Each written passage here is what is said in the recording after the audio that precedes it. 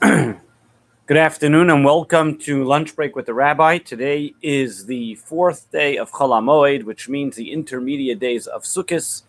Tomorrow we'll be celebrating Hoshana Rabbah, which is the fifth day of the intermediate days and also has a special significance for itself, as we'll soon discuss, as well as we continue on into the last few days of the holiday, which will be discussed today and tomorrow about the last 2 days of the holidays of Shmini Atzeres and Simchas Torah.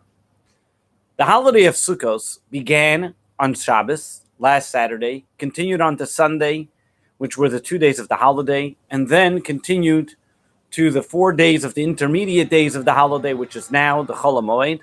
And tomorrow will mark Hoshana Rabbah. The word Hoshana Rabbah means the day of great salvation. What does that mean? Traditionally, we know that Rosh Hashanah, God opens up the book of life and assesses what is going to be the future for every single one of us. And then on Yom Kippur, that book is signed and sealed. By Ne'ilah, we say the words Chasmeinu, where God signs the book. However, we know that until Hoshana Rabbah, until tomorrow, is when we have the last chance to make it in, to be able to change that whatever verdict may be. And therefore, on Hoshana Rabbah, the day of Hoshana Rabbah, which starts tomorrow, is a day that we celebrate with having a meal as well. It's a time when we wish each other a guten kvittel, which means that you should be signed and sealed as well. There's a custom that we take the 5 willows and we bang them to the floor as we say a special prayer that is a very special prayer that we ask of God to sweeten the strength or the strictness that God has with us. And we say extra prayers as well to be able to ask God to sweeten the deal, so to speak, as he signs our fate in the book of life. As well, as many have accustomed, the last day to eat the meal in the Sukkah would be tomorrow. Chabad custom still eats in the Sukkah on Shmini Atzeres, as we'll soon discuss. So tonight, starting tonight, some even have accustomed to read the entire book of Psalms after midnight. Also, some have accustomed to stay up all night studying and learning. This is considered an especial important night. Tomorrow, where also those in the synagogue will go around the bima with the lulav and the esrog 7 times. Each time after they say Hoshana lemancha, Hoshana, that God should answer our prayers and answer be our salvation. And therefore, each one of these special prayers are there to help and sign the deal in the book of life. So as we continue through the days of Sukkot, tomorrow is Hoshana Rabbah, and then we continue to the 8th day of the holiday, which is called Shmini Atzeres, the 8th day of holding back. Now, what does this mean? The Chabad custom is that on Shmini Atzeres, we eat in the Sukkah as well. Also, it is the custom that we also have a hakafis that we prepare for the Simchas Torah night. But what is so unique about this day? Which is that on one hand, it's called Shmini, it's the 8th day of the holiday. But on the other hand, we're going to make a special blessing, a Shehechiyanu, which means it's a new holiday as well. So which one is it? Is it its own holiday, or is it the 8th day of the holiday? And the mystics explain as follows. You know, all this month of Tishrei, of holidays, God was enjoying while we were basking in God's glory. From Rosh Hashanah to Yom Kippur to Sukkot, and Sukkot comes 7 days. We're celebrating in the Sukkah, 7 days of absolute unity. 7 days, as we explain, with the lulav, the esrog, the circling, the bima, sitting in the Sukkah. We're basking, we're enjoying this absolute holiness for so long. And then comes the 8th day, and all of a sudden, you're just going to leave like that. So it's like a Jewish goodbye. It never ends. And God says, you know what? Stay 1 more day with me. It's difficult for you to leave after spending so much time together. Spend 1 more time in celebration. And that is the 8th day, Shmini Atzeres. So is it the 8th day, or is it a new holiday? And the mystics say as follows. Think of this. Every single time you sit in a sukkah, every single time you participate in doing the mitzvah of sukkah, there is a certain aura of heavenly light that you are basking in. That aura is usually in the 7 faculties, in the 7 emotions of God, and therefore we have the 7 days in the Sukkah. But then we come to number 8. Number 8 is beyond that cycle. Number 8 is the concept of infinity. Number 8 is the unlocking of God and us together as one. So for 7 days, it was our motivation. It was for 7 days that we had to do something to be able to sit in the Sukka and bring about that level of spirituality.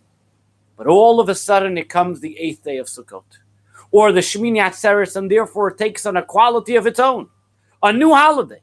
It's considered its own holiday, even though it follows the first 7 days of Sukkot, and even though it's following the 7 days of celebration of sitting in the Sukkah, and the Chabad custom is to sit in the Sukkah, but still in all, this day of Shmini Atzeres takes on its own holiday. And we see it very clearly in the customs that are done. Do you know that from the first day of Sukkot until the last day of Sukkot, that means over those 7 days, in the time of the Holy Temple, they brought 70 different sacrifices. Why 70? And 70 was because to remember the 70 nations of the world. On the holiday of Sukkot, it was a unity, it was an idea that it wasn't just Jews celebrating, but they included everybody. And for that reason, there was first day of Sukkot was 14, then 13, then 12, and so on. But then comes Shmini Atzeres. On Shmini Atzeres, it was one bullock, one ram, one sheep that was brought. The absolute unity with just the Jewish people and God. Shmini Atzeres is that time that God says, you know what? It's time for me and you just to celebrate on our own. I know you're going to go away soon. You're soon going to go into a month where there's no holidays. You're soon going to be on your own. But please, let's celebrate one more day, just me and you together. That is Shmini Atzeres. So Shmini Atzeres, yes, it carries the qualities of the first 7 days, and therefore it's called number 8. But at the same time, it's Atzeres, it's holding back. God is saying, it's me and you celebrating together. From Shmini Atzeres, we're then able to make it to Simchas Torah, the most joyous day of celebrating with the Torah, which we'll talk about more tomorrow. But the concept of Shmini Atzeres, some may ask, you ever see a Jewish goodbye? They take a goodbye for like a half hour. And you ask them, what did it take you so long to say goodbye for? You say, because I'm not going to see them for 3 months. And if you're not going to see them for 3 months, staying an extra half hour is going to help it? Same idea. If God is saying that he's worried about us being separated, that he won't see us anymore in the Sukkah, why staying an extra day? Is that going to help anything? And over here, what God is telling us is something very unique. And he says the terminology, pridaschem, your separation. God tells the Jewish people, me and you are never separated. The Jewish people and God are always together. We're always one. But what happens after Sukkot? Sukkot was symbolic of unity. Every single Jew sitting in the Sukkah and celebrating together, the lulav and the esrog, all kinds of Jews, the scholar to the simpleton, the child to the adult, everybody together. All of a sudden it's going to come Shmini Atzeres. Everybody goes back inside. You put away the lulav and the esrog. You go, you forget about the Sukkah. The unity amongst the Jewish people is no longer seen. God said that is the most difficult for me. The most difficult thing for a parent to see is their children not together. And if they can just bask and enjoy seeing just another moment of their children celebrating together, all the more that they can enjoy it. This is what God is telling the Jewish people. The festival of Sukkah was so unique and embellished the fact of Jewish unity. That was the greatest pleasure God would get as he sees Jewish people unite together. The lulav, taking all 4 kinds, sitting in the Sukkah. And now it's going to come to Shmini Atzeres. Where is that going to be? So God says, that's difficult for me. So what does God do? He says, one more day. What happens on that day? God says, we have something beyond the Sukkah that unites you. The sacrifice, 1 bullock, 1 ram, telling us that there's a uniting factor of the Jewish people. The very fact that we're all dedicated in our service to God brings us unity.